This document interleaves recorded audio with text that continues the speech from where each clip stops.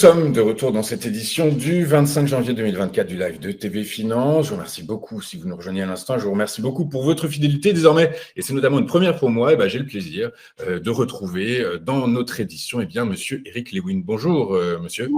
Bonjour, mon cher ami. Bonjour, Léon.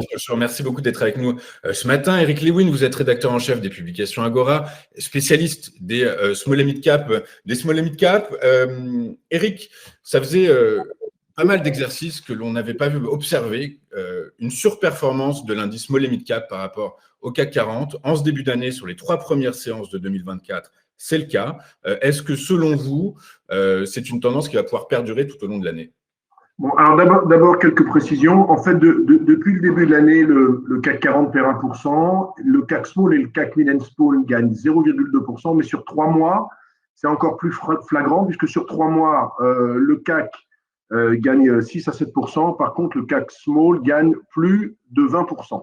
Alors, ce qu'il faut comprendre quand même, je vais me replacer dans le temps, c'est que sur 5 ans, il y a un écart de 42 points en faveur du CAC 40. C'est-à-dire que historiquement, je n'ai jamais connu, depuis que je suis ce compartiment, ça fait plus de 20 ans, un tel écart non seulement de performance, mais également de valorisation. Parce que quand on regarde, par exemple, Louis-Antoine, la valorisation des small, il y a une décote de 15% par rapport au CAC 40, alors que traditionnellement, il y avait une surcote de 20%. Quand on regarde également par rapport au private equity, au monde du non-coté, il y a une décote de l'ordre de 20 à 25%, alors qu'habituellement, il y avait une décote de 5%. Donc, tous les paramètres vont dans le même sens. Oui, les small caps sont extrêmement décotés. Maintenant, ce qui manquait aux small caps pour qu'elles s'en sortent bien, c'est un problème de liquidité. L'an dernier, il y a eu beaucoup de décollectes de la part des investisseurs. Ça veut dire quoi? Ça veut dire que les gérants n'avaient plus de flux pour acheter des small et donc restaient à l'écart de ce compartiment. Et c'est vrai qu'en décembre, pour la première fois depuis des lustres, on a eu une collecte d'environ 100 millions d'euros dans les fonds small caps, ce qui a fait beaucoup de bien, de sorte qu'en fin d'année, on a fini avec 15 milliards d'encours dans les fonds small, alors qu'on était en octobre encore avec 13 milliards. Donc tout cela va dans le même sens, un sens plutôt positif pour les small, qui en plus font l'objet d'opérations financières. On a eu en fin d'année beaucoup d'opérations financières, chargeurs, S2I, classe 15. Donc j'ai envie de dire que moi, sauf si on avait un choc exogène vraiment compliqué, c'est-à-dire une intensification de la guerre Israël-Hamas avec l'Iran qui interviendrait, ou la problématique de Taïwan avec la Chine qui finalement déciderait d'envahir Taïwan, ou un problème entre la Corée du Nord et la Corée du Sud avec l'échange de missiles, il n'y a pas de raison pour qu'on n'ait pas une excellente, je dis bien une excellente année 2024 pour les small et mid caps, qui devrait reprendre de la surperformance parce que traditionnellement, si on enlève les 3-4 dernières années, sur 10 ans, si on prend la période 2008-2018, il y avait eu 8 années favorables des small caps par rapport au CAC 40, c'est-à-dire de surperformance. C'est-à-dire que quand le CAC gagnait 10, les small gagnaient 20. Donc il n'y a pas de raison que ça s'inverse historiquement. Ça peut s'inverser sur 4-5 ans, mais a priori, ça devrait repartir. Donc, on comprend votre discours très optimiste à l'endroit des small mid cap. Je vais le tempérer un tout petit peu et j'en suis navré. Vous allez me dire si j'ai raison, mais on lit beaucoup dans la presse que 2024 pourrait être l'année du rebond parce que les taux d'intérêt devraient refluer, les taux d'intérêt des taux directeurs devraient refluer. Du coup, par la force des choses, les taux longs également. On sait que les petites et moyennes entreprises ont des problématiques de financement un peu plus accrues que les grandes capitalisations. On dit également qu'elles sont moins exposées sur la scène internationale, du coup plus exposées à l'Europe. Or, ce sont deux variables aujourd'hui. On s'attend à un pivot des principales banques centrales, mais en théorie, pour l'instant, il ne fait que reculer. Et concernant la croissance en Europe, eh bien, les indicateurs PMI, notamment publiés hier, eh bien, nous indiquent que la croissance n'est pas encore d'actualité en ce début d'année 2024. Du coup, par la force des choses, est-ce qu'il faut s'en inquiéter quand même, selon vous, de ces facteurs? Écoutez, en fait, les grandes entreprises, celles du CAC 40, sont très dépendantes de la Chine. Quand vous regardez l'Europe, tout le monde sait qu'on aura une année 2024 assez morose en Europe, avec une faible croissance. Par contre, du côté de la Chine, on se rend bien compte qu'il y a une crise du modèle qui est structurelle. J'insiste là-dessus, on a deux problématiques en Chine, l'immobilier qui représente 30% du PIB et qui patine, et puis on a vraiment une chute de la natalité depuis 2 ans. Pourquoi je vous dis ça? Parce que les inquiétudes sur la conjoncture, pour moi, sont surtout des inquiétudes en Chine. En Europe, on sait très bien, ça fait des années que ça dure, qu'on a de toute façon des croissants small en Europe, mais ça n'empêche pas nos small et mid, finalement, d'avoir de bonnes perspectives. Alors maintenant, sur la structure financière, c'est vrai qu'il y a certaines small et mid qui sont dans des structures financières compliquées. Je pense à toutes les boîtes qui ont des OCAPSA, des choses comme ça. Bien sûr, il ne faut pas y aller, mais sinon, il y a plutôt une structure saine, et surtout quand vous êtes une small et mid assez rentable, si vous avez des problèmes d'argent, vous pouvez toujours faire une augmentation de capital. On n'a pas du tout cette problématique qu'on peut rencontrer dans les startups où finalement elles sont très endettées, il n'y a pas de chiffre d'affaires. On n'est pas dans cette logique. Donc moi, je ne suis pas très inquiet par la conjoncture en Europe. Je serais beaucoup plus inquiet par la conjoncture en Chine. Je suis beaucoup plus inquiet quand même pour les groupes de luxe parce qu'on se rend compte que la Chine et l'Asie pâtissent. Moi, j'étais récemment à Singapour et je peux vous dire autant ça marche bien à Singapour le business, mais autant les Singapouriens qui sont en Chine, qui investissent en Chine, me disent que c'est très très compliqué. On a même des Chinois qui sortent complètement de l'immobilier pour acheter de l'or. Donc c'est vrai qu'on est dans un paradigme complètement différent. Donc oui, l'Europe va connaître une croissance molle, mais on y est habitué. Ça n'empêche pas les sociétés françaises de bien se développer. Et surtout, il faut bien comprendre, c'est qu'elles sont quand même sur des modèles de valorisation extrêmement, extrêmement faibles. Donc, c'est déjà pas très cher. Donc, à mon avis, on va continuer à être dans de bonnes dispositions pour les small et mid. Alors, il peut y avoir des à-coups, mais je pense qu'on peut avoir 2 à 3 années plutôt intéressantes. Ok, très clair. Du coup, vous précisez 2 fois, vous nous dites que les valorisations sont effectivement quasiment bradées. Hein. Les PME et les small et mid sont quasiment bradées aujourd'hui. Est-ce que, comme en 2022 et 2023, on va assister à des sorties de cotes de par le biais de rachat d'actions des familles propriétaires? Est-ce que c'est un mouvement qui va perdurer en 2024? En fait, il y a trois tendances lourdes. Vous avez les sociétés industrielles ou les sociétés familiales qui vont continuer à faire leurs emplettes. Vous avez les fonds de private equity et vous avez également les actionnaires des sociétés qui n'en peuvent plus de leur valorisation. On a eu le cas de Charger.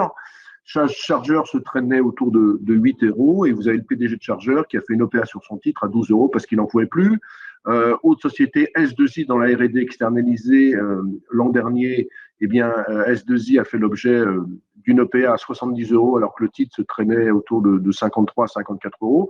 Donc, bien évidemment, ce mouvement va perdurer dans la mesure où vous avez, notamment dans le secteur informatique, de nombreux PDG d'entreprises qui ont créé leur boîte il y a 30 ans, qui ont à peu près 60 ans, qui se rendent compte que les valorisations sont bradées. Et puis, vous savez, quand vous avez des valorisations bradées, vous avez toujours des investisseurs qui cherchent finalement à payer un prix intéressant. Et donc, il y a des prix de sortie. Je me rappelle l'exemple de Kerus dans la business intelligence.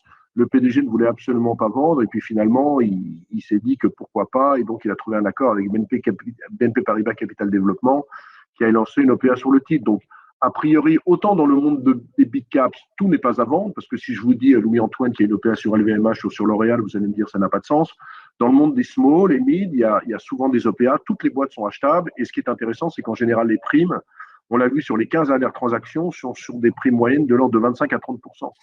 Donc c'est vrai qu'il y a des portes de sortie qui peuvent être extrêmement, extrêmement intéressantes pour tous les actionnaires. Et donc, c'est ce qui va se produire dans la mesure où ce qu'il faut aussi savoir, on en parle peu, parce que ce n'est pas un sujet d'actu, mais un coût de transaction, grosso modo, votre société est en bourse, ça vous coûte par an, entre les CAC, entre la communication, entre la presse, entre les contrats de liquidité, entre les contrats de listing sponsor, 300 000 euros. Donc parfois, ça coûte quand même beaucoup d'argent, et parfois, il faut mieux être dans le monde du private equity, où vous êtes mieux valorisé, vous avez beaucoup moins de contraintes, vous n'avez pas des analystes qui en permanence vous tirent la bourre en vous disant « Attends, je ne suis pas d'accord, tu avais dit que tu ferais 25 de chiffre d'affaires, tu veux 24,5, donc c'est un avertissement, etc. etc. » Donc c'est vrai que malheureusement, la cote va s'appauvrir parce qu'à côté de ça, il n'y a pas beaucoup d'introduction en bourse, mais il va y avoir pas mal d'OPA, il y a plein de boîtes. Alors, c'est très compliqué de vous donner des exemples. Ouais, ça allait être ma question, justement. On comprend qu'effectivement, ça reste un environnement dans lequel il faut faire du stock picking. En réalité, il faut passer son temps dans les comptes d'entreprise. Et puis, par exemple, je vous donne un exemple de ce matin. C'est sorti hier soir. Vous avez un système qui est spécialisé dans l'ingénierie nucléaire. Hein, c'est une boîte de R&D externalisée. Ils avaient des participations dans XPO et dans Framatome. Eh bien, qu'est-ce qu'ils viennent de faire? Ils viennent de vendre leur participation dans Framatome, qui représentait 5%, plus de 200 millions d'euros. Que va faire un système de ce cash? Est-ce qu'ils vont faire une OPRA, c'est-à-dire est-ce qu'ils vont racheter 10% de leur capital? Il y a plein de perspectives, mais on se rend bien compte qu'il y a une recomposition du capitalisme français dans le monde des small et mid, cession de participation, achat. Et donc ça peut toucher toute la cote. Le secteur informatique, j'en parlais. vous avez des sociétés comme Itelink, vous avez des sociétés comme Infotel, vous avez des sociétés comme Neuro qui peuvent faire l'objet d'une OPA. Dans le monde de l'e-commerce, showroom privé, pourquoi pas, partout dans la chaussure, qui est quand même un groupe qui vaut entre 6 et 7 millions de capitalisation boursière, alors que ses stocks représentent au moins 30 millions d'euros de stocks. Vous voyez, il y a plein d'exemples de sociétés qui sont complètement décotées, avec des gérants qui ne sont pas dessus. Heureusement qu'on a les particuliers dessus qui font un petit peu le buzz. C'est vrai qu'il y a beaucoup de volonté de développer l'actionnariat des particuliers parce que c'est là que se fait souvent le volume. Mais en réalité, tout est à acheter et tout est à vendre en ce moment sur le marché. Et finalement, ça donne une bonne dynamique. Évidemment qu'on est dans une logique de stock picking. Moi, il y a deux choses que je veux dire. Je ne sais pas si on est arrivé au bout de l'interview, mais je vais essayer. Allez-y, Eric, prenez le temps. Je vais essayer, Louis-Antoine, d'être concis et rapide. Il y a deux choses que vraiment je conseille à tous les gens qui nous regardent, et j'espère qu'ils sont nombreux. Un, ne jamais faire des boîtes à OCAPSA. Qu'est-ce que ça veut dire? Ça veut dire des boîtes où il y a des financements extrêmement dilutifs. Pourquoi? Parce que ça dilue complètement l'actionnaire. Et en général, ça entraîne des chutes du titre entre 95 et 100%. Quand on regarde les Adomos, les achetés loués, les Neovac, les Cybergun sur 5 ans, c'est moins 99,90%. Donc, ne pas toucher.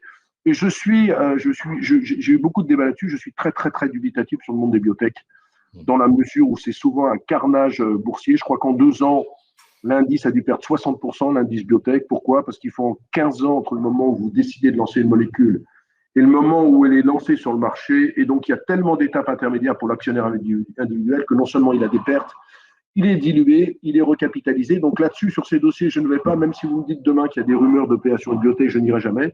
Mais sinon, je pense que vraiment, si on fait son marché dans le monde des small et mid, on peut trouver des dossiers intéressants, pas chers et surtout sur lesquels il peut y avoir des OPA parce qu'il y a beaucoup de boîtes qui ont des flottants très élevés. Je pense notamment à Katana, c'est une boîte que j'aime bien. On est dans les catamarans. Vous avez une boîte qui vaut 160 millions de capitalisation boursière, qui a 30 millions de trésorerie nette, qui est rentable, qui fait 12% de rentabilité, qui a un flottant de 70%. Donc, c'est tout à fait la société qui, pourquoi pas, pourrait être achetée par un Fontaine-Pajot, par un Beneteau, par un gros du secteur. Donc, vous voyez, il y a pas mal d'exemples où vous avez des boîtes où il y a un flottant très important et ça pourrait amener des fonds de private equity ou même des familles à vouloir acheter ce genre de société.